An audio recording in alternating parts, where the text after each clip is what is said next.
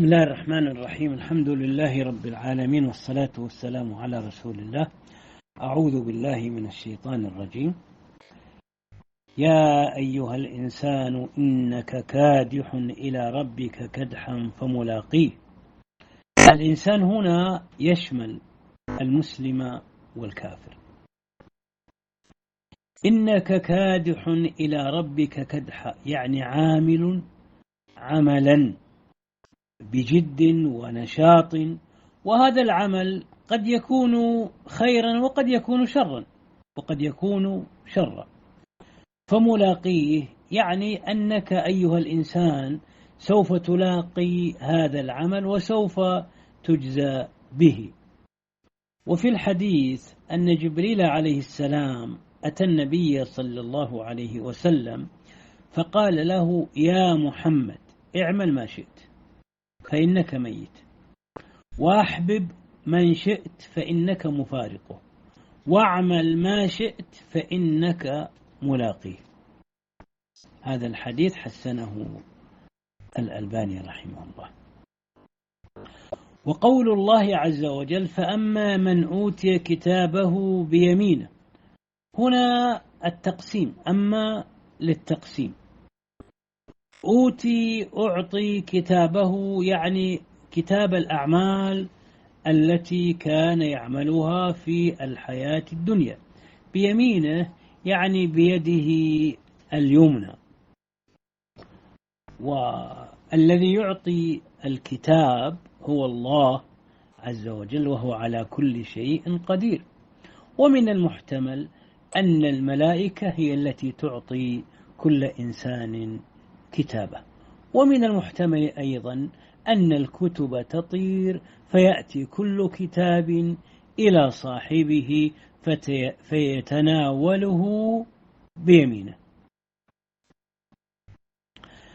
فسوف يحاسب حسابا يسيرا. الذي أخذ كتابه باليمين يدل على التشريف وعلى الرفعة وأن الله رضي عنه، ولذلك فسوف يحاسب حسابا يسيرا. سوف تعرض عليه أعماله ويغفر الله له سيئها. وفي الحديث: من نوقش الحساب عذب. قالت أم المؤمنين عائشة رضي الله عنها: قلت: أليس يقول الله تعالى: فسوف يحاسب حسابا يسيرا؟ قال: ذلك العرض. وفي رواية: إنما ذلك العرض، ولكن من نوقش الحساب يهلك. نسأل الله السلامة. قال تعالى: وينقلب إلى أهله مسرورا، أي يرجع بعد الحساب إلى أهله في الجنة، وهو في غبطة وسرور وفرح وحبور. والمقصود بالأهل هنا الزوجات في الجنة من النساء في الدنيا ومن الحور العين. والمرأة ترجع إلى زوجها إذا كان قد دخل الجنة. فإن لم تكن المرأة ذات زوج أو دخل زوجها النار، نسأل الله السلامة، فإن الله يزوجها برجل من أهل الجنة، إما من الذين ليس لهم زوجات في الدنيا كالصغار الذي ماتوا ولم يتزوجوا، أو من الذين لهم زوجات ودخلنا النار عياذا بالله، أو ما شابه ذلك. فالله كفيل بأن يعطي المرأة ما يرضيها، وأن يجعلها منعمة مكرمة. ويحتمل أن المراد بقوله إلى أهله القرابة من المؤمنين، فحينئذ لا فرق بين الرجل والمرأة، بمعنى أن الرجل يلقى أقاربه والمرأة تلقى أقاربها.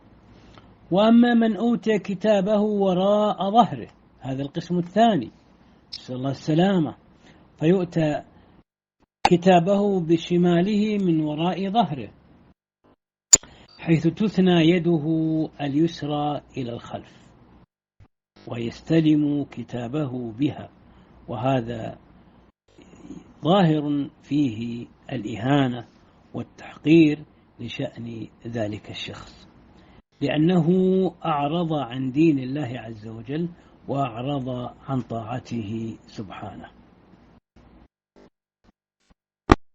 قال تعالى: فسوف يدعو ثبورا. الدعاء معناه النداء، والثبور يعني الهلاك والخسران، يعني يقول، نسأل الله السلامة: يا ثبوراه، يا ويلاه، نسأل الله السلامة. وقول الله: ويصلى سعيرا، يعني يصل النار ويبقى فيها ويعذب بها، نسأل الله السلامة. إنه كان في أهله مسرورا، يعني أن حاله في الدنيا كان فرحا مغتبطا، لم يفكر في حساب ولم يخف من رب الأرباب جل وعلا. إنه ظن أن لن يحور، أي اعتقد أنه لن يرجع بعد الموت، فكان منكرا للبعث. قال تعالى: بلى، أي سوف يرجع ويحاسب.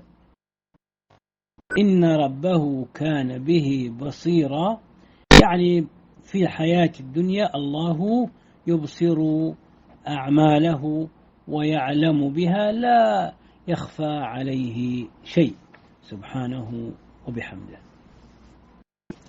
قال تعالى: فلا أقسم بالشفق. لا مجرد هنا التنبيه، وأقسم يعني يحلف. الله يقسم يعني يحلف بالشفق، هو الحمرة التي تكون بعد غروب الشمس وتمتد إلى وقت العشاء. وقول الله: والليل وما وسق، هذا قسم ثاني، أقسم الله بالليل وهو الذي يقابل النهار، وما وسق يعني وما جمع، فالليل يجمع أشياء، يجتمع الناس بعضهم إلى بعض، وكانوا في النهار متفرقين، الكل مثلا في عمله أو في جهته التي هو يعمل بها. حتى الدواب سبحان الله تتفرق في النهار وتجتمع في الليل، والطيور ونحو ذلك. والقمر إذا اتسق، يعني هذا أيضا قسم رابع، يعني اتسق يعني اكتمل نوره، وهو يكتمل إذا كان بدرا في الليالي 13 و14 و15. وقول الله: لتركبن طبقا عن طبق، يعني هذا خطاب للناس وهو جواب القسم. طبقا عن طبق، أحوالا وأطوارا متشابهة، فالإنسان يكون في بطن أمه نطفة، ثم علقة، ثم مضغة، ثم يكون طفلا، ثم جنينا مخلقا، يعني ثم يولد طفلا، ثم يترعى ويكبر ويمضي حياته في أطباق، ينتقل في النمو، وكذلك في أحوال حياته، يعني ينتقل بين مرض وصحة، وأحيانا يكون راضي، وأحيانا يكون غضبان، وأحيانا يكون فقير، وأحيانا يكون غني، وأحيانا ترتفع مكانته، وأحيانا تنزل، يعني اختلاف. كل ذلك بحكمة الله ورحمته وتدبيره، فما لهم لا يؤمنون. هذا استفهام الإنكار، يعني أيمنعهم من الإيمان خفاء الحق أو الكبر؟ الحق ليس خفيا، بل هو واضح كالشمس.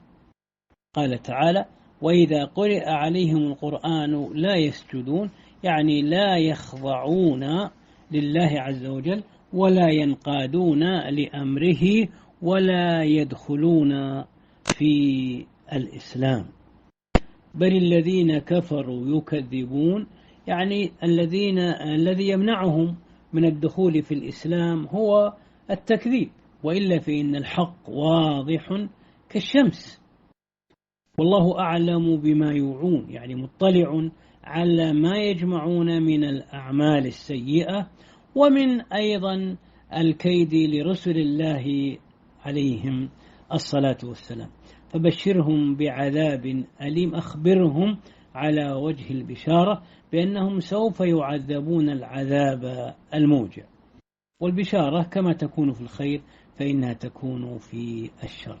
إلا الذين آمنوا وعملوا الصالحات لهم أجر غير ممنون. إلا هنا معناها استدراك ليس معناها استثناء. يعني على كل حال المعنى لكن الذين آمنوا بكل ما يجب الإيمان به وأردفوا ذلك بالعمل الصالح لهم عند الله عز وجل جزاء لا ينقطع غير ممنون، يعني غير منقطع. أسأل الله بمنه وفضله وكرمه أن يجعلنا ووالدينا من أهل الجنة، إن ربنا جواد كريم. هذا والله سبحانه وتعالى أعلم، وصلى الله وسلم على نبينا محمد.